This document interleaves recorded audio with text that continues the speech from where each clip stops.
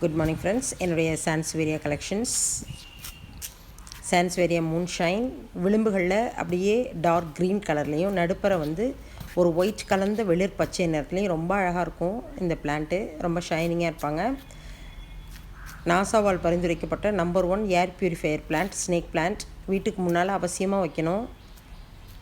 இது வேல்ஃபின் ஓரங்களில் அப்படியே ஒரு மர கலர்லேயும் நடுப்புற க்ரீன் கலர்லேயும் இருக்கும். சிலிண்ட்ரிக்கல் போன் செல், வித்தியாசமான பிளான்ட்டு.